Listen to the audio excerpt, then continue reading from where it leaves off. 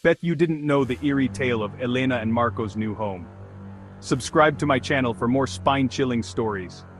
Palubog na ang araw nang dumating sina Elena at Marco sa kanilang bagong tahanan. Isang lumang bahay sa bayan ng San Isidro. Malalaki ang haligi at malawak ang bakuran, ngunit may kakaiba sa naramdaman si Elena. Parang may malamig na hangin na yumakap sa kanya. Huwag kang matakot, mahal ko, sabi ni Marco. Maganda ang pakiramdam ko sa bahay na ito. Ito ang magiging tahanan natin. Pumasok sila sa loob, madilim at maalikabok. Amoy lumang kahoy at nabubulok na papel. Binuksan ni Marco ang mga bintana para makapasok ang liwanag.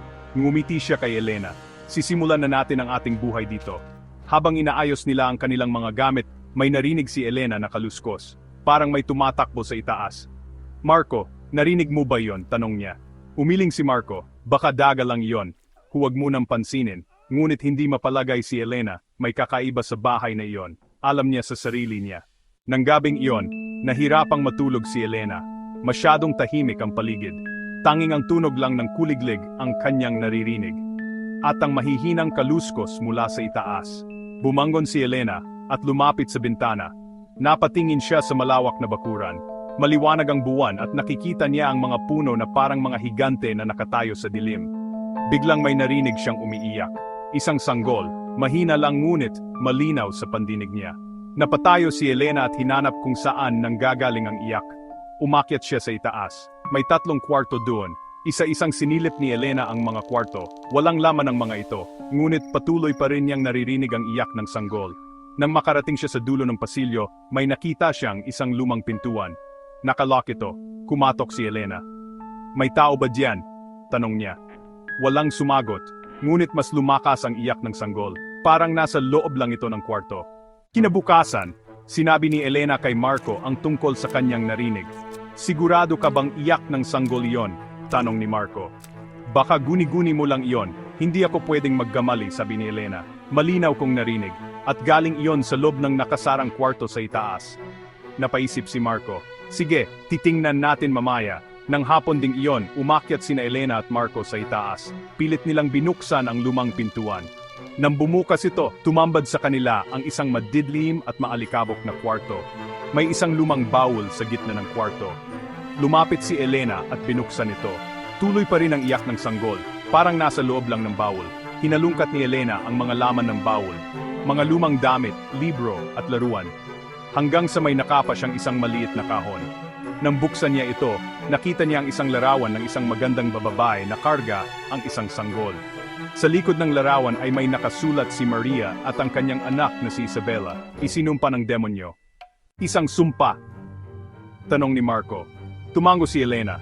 Ayon sa kwento ng mga matatanda, may isang babae raw na nagngangalang Maria na nabuhay dito sa San Isidro maraming taon na ang nakalipas.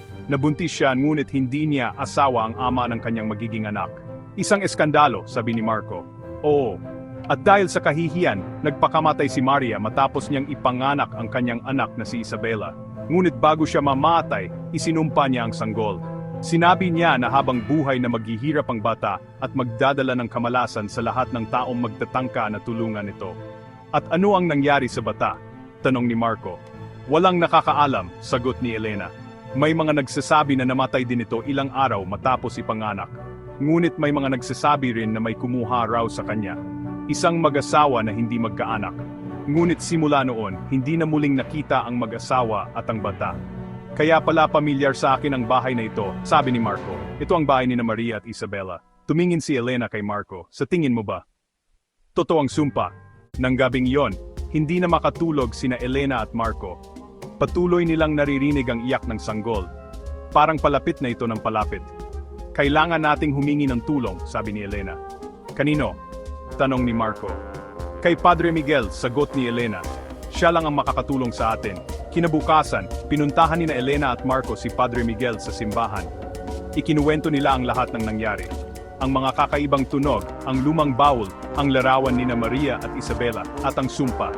Nakinig ng mabuti si Padre Miguel. Mukhang hindi maganda ang sumpa na bumabalot sa bahay na iyan, sabi niya. Kailangan nating gawin ang lahat para maalis ito. Ano ang gagawin natin, Padre? Tanong ni Elena. Kailangan nating basbasan ang bahay at paalisin ang masamang espiritu, sagot ni Padre Miguel. Ngunit kailangan nating maging maingat. Malakas ang puwersa ng kasamaan. Nang gabing iyon, bumalik sina Elena, Marco at Padre Miguel sa bahay. May dala silang banal na tubig, asin at Biblia. Nagsimula si Padre Miguel sa pagbibinyag sa bawat sulok ng bahay. Sa ngalan ng Ama at ng Anak at ng Espiritu Santo, sabi niya habang nagwiwisik ng banal na tubig. Biglang lumakas ang hangin sa loob ng bahay. Nagsimulang magliparan ang mga kurtina. At muling narinig ang iyak ng sanggol. Mas malakas na ngayon. Parang galit. Huwag kayong matakot, sigaw ni Padre Miguel. Mas malakas ang Diyos kaysa sa kanya. Nagpatuloy si Padre Miguel sa pagbabasbas. Ngunit patuloy din sa paglakas ang hangin at ang iyak ng sanggol. Hanggang sa biglang may lumitaw na isang babae sa harap nila. Maputla ang balat at nakasuot ng puting damit. Karga niya ang isang sanggol na umiiyak. Maria? Tanong ni Elena. Tumingin ang babae kay Elena. Galit ang mga mata nito. Ibalik ninyo sa akin ang anak ko, sigaw niya. Maria, wala sa amin ang anak mo, sabi ni Padre Miguel. Matagal na siyang panahon na wala sa mundong ito. Kailangan mo nang magpatuloy. Hindi ako mapapanatag hanggat hindi ko kasama ang anak ko, sigaw ni Maria. At hindi ako titigil hanggat hindi ko siya nababawi. Biglang nagliwanag ang mga mata ni Maria. At isang malakas na hangin ang humampas kina Elena, Marco at Padre Miguel. Napasubsob sila sa sahig. Nang makabangon sila, wala na si Maria at ang sanggol. Ngunit alam nilang hindi pa tapos ang laban. Kailangan nating mahanap ang katawan ni Isabela, sabi ni Padre Miguel. Iyon lang ang paraan para matahimik na ang kaluluwa ni Maria. Hinanap ni na Elena, Marco at Padre Miguel ang katawan ni Isabela sa buong bahay. Sa ilalim ng sahig, sa likod ng mga dingding, sa lahat ng sulok. Ngunit wala silang makita, hanggang sa maalala ni Elena ang lumang bawol sa itaas. Doon ko narinig ang iyak ng sanggol, sabi niya. Sigurado akong may kinalaman ang bawol na iyon dito. Umakyat silang muli sa itaas at pinuksan ang lumang bawol. Wala na ang mga lumang damit, libro at laruan. Tanging ang maliit na kahon na lang ang laman nito. Kinuha ni Elena ang kahon at binuksan ito. Biglang lumakas ang hangin sa loob ng kwarto. At muling lumitaw si Maria, karga ang kanyang sanggol. Ibalik ninyo sa akin ang anak ko, sigaw ni Maria. Nasa iyo na siya, Maria, sabi ni Elena. Hindi mo ba nakikita? Tumingin si Maria sa kanyang mga bisig. Wala siyang karga. Ngunit nang tingnan niya ang loob ng kahon, nakita niya ang isang maliit na buto, ang buto ng isang sanggol. Nang makita ni Maria ang buto ng kanyang anak, biglang nagbago ang ekspresyon ng kanyang mukha. Nawala ang galit at poot. Napalitan ito ng lungkot at pagsisisi. Lumapit si Padre Miguel kay Maria at inilagay ang buto ni Isabela sa kanyang palad. Panahon na para magpahinga ka na, Maria, sabi ni Padre Miguel. Patawarin mo ang iyong sarili at ang iyong anak.